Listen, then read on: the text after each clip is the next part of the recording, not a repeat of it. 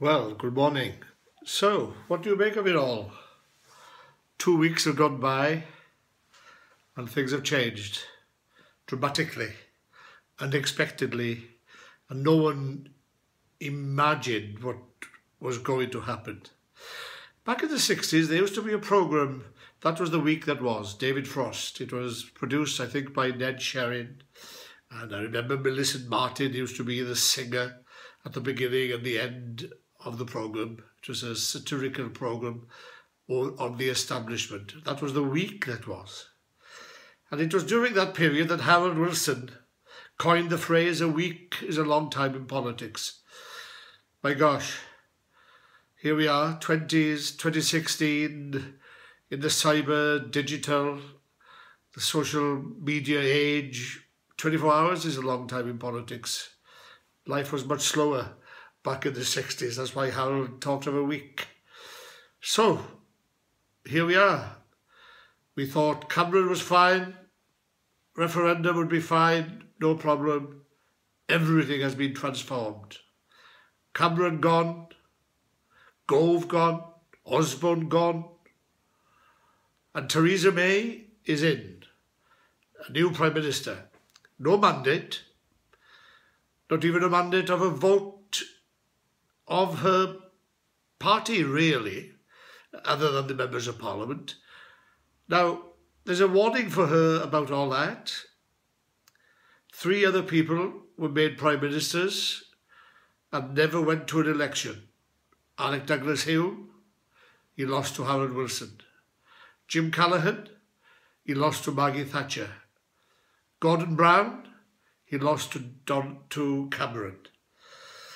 Now, my hunch is that Theresa May, somewhere along the line, is not going to make that mistake, because I think she's a shrewd person, very strong, hard worker, no-nonsense type of person, a bit in the Maggie mould, to be honest, pretty similar in the type of personality and character, strong-willed, hard worker, take it or leave it, it's my way, control freak apparently. Certainly when she was Home Secretary, doubt whether she can maintain that breadth of control when you're Prime Minister. So, what about her appointments? I read that some people think it was a big mistake to bring Boris as Foreign Secretary. I disagree. Clever move, very clever move.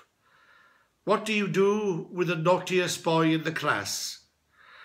You keep an eye on him, ask any teacher about that. You maybe set out the rules, you establish the guidelines, discipline, and she says, "Okay, my friend, this is you, get on with it, but I'm watching you." Boris, the maverick, the comic, the loose cannon, has been given a mega job. And if you noticed last night, he didn't have much to say. In fact, he hasn't got much to say this morning either. I'm not quite sure. Personally, I doubt whether he's up to the job in terms of detail, application, control, being careful what he says. He can't play the fool on the international stage. There was a guy who tried that once, mind? George Brown, back in Wilson's day. And that proved a disaster. But the cleverer thing still has been who she's put in charge of Brexit. David Davis and Fox. And she tells them, okay, you had a lot to say during the referendum. You knew what was going to happen. You said all sorts of things. You made all sorts of statements about everything will be all right in the night. Don't worry. Don't worry about trade negotiations.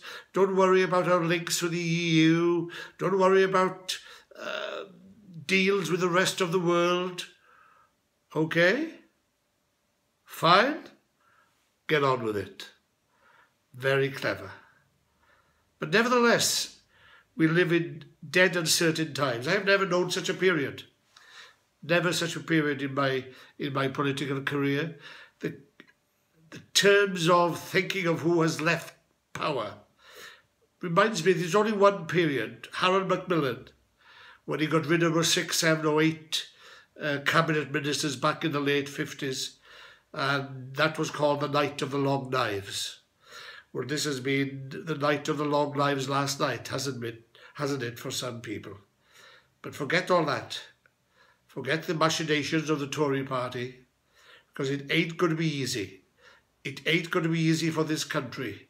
It ain't going to be easy as we negotiate our way through a lot of difficulties.